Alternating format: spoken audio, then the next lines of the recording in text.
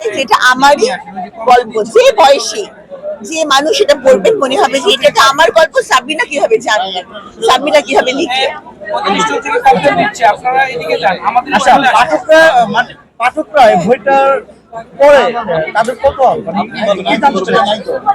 পাঠকরা পড়ার পরে তাদের যারা বইটি পড়েছেন তারা প্রত্যেকে পজিটিভ রিভিউ দিয়েছেন, প্রত্যেকের কাছে ভালো লেগেছে। আমি বলবো যে আপনারাও বইটি পড়েন, পড়ে আপনারা একটা মন্তব্য দেন। আপনারা আলোচনা করতে চান, সমালোচনা করতে চান, যাই করেন বইটা পড়ে তারপর মন্তব্য দেন। সাবরিনা বর্তমানে তো আপনি কি সেগুলো মানে আপনার এই বইতে তুলে ধরেছেন কি?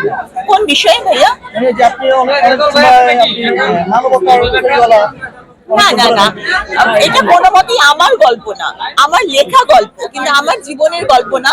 এটা 5টি নারীর গল্প, এবং শুধু মনে করবেন না যেখানে শুধু নারীদের কথা আছে, এখানে নারী পুরুষ সবার কথা আছে। কারণ নারী তো আর একলা না, এই সমাজে নারী পুরুষ ওতপ্রোতভাবে জড়িত ভাবে অবস্থান করে।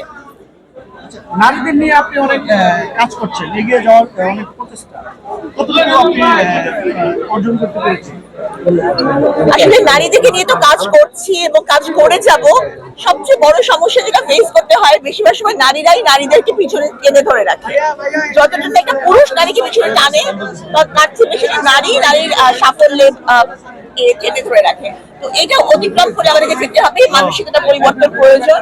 তো আমি মনে করেছি এই জন্যই আমি নারীদেরকে নিয়ে লিখেছি। নারীরা কি সমস্যা ফেস করে ইউজুয়ালি এই লাইফে চলতে গেলে, হ্যাঁ, বা নারীদের কি ধরনের মানসিক মনস্তত্ত্বের পরিবর্তন হয় বা কি ধরনের পরিবর্তন থেকে তাদের বেরিয়ে আসা উচিত, সেটার জন্যই এই অবেলায় বেলা।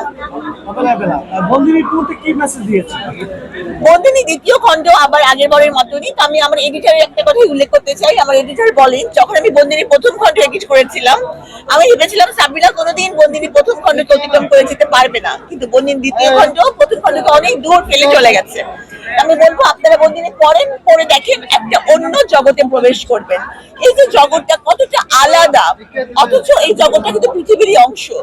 যারা কারাগারে যায়, যারা কিন্তু অন্য গ্রহ ভিন গ্রহ থেকে এলিয়েন সরসারি করে নামে না, হ্যাঁ, তো তারা এই সমাজেরই অংশ। তো আমি মনে করবো যে আপনারা বন্দিনী দ্বিতীয় খণ্ডে অবেলায় বেলা প্রত্যেকটা বই পড়েন, ভালো লাগবে। এলিয়েন আছে আসলে মাঝে মাঝে কোনো কোনো মানুষের আচরণ এমন দেখি, তখন মনে হয় যে ও সে বুঝি এলিয়েন। আচ্ছা আচ্ছা আচ্ছা আপা, এই যে আপনি এত সুন্দর সুন্দর মেসেজ দিচ্ছেন আপনার বইয়ের মাধ্যমে, এতে করে পাঠকদের কি ধরনের উপকার হতে পারে? আসলে পাঠক জানবে যে এরকম পরিস্থিতি হয় এবং এইরকম পরিস্থিতিতে এভাবে ফেস করতে হয়। এই জিনিসগুলো যখন মানুষ জানবে, তখন যে কোনো পরিস্থিতিতে সে নিজেকে কিছুটা গুছিয়ে চলতে পারবে, একটু সচেতন হতে পারবে। যখন জীবনের একটা ঘটনা, এইগুলো কিন্তু সবই জীবনের ঘটনা, জীবনের বাইরে না, তো সে যখন দেখবে সে শিখবে। বাস্তব ঘটনা, মানে এটা কার জীবনে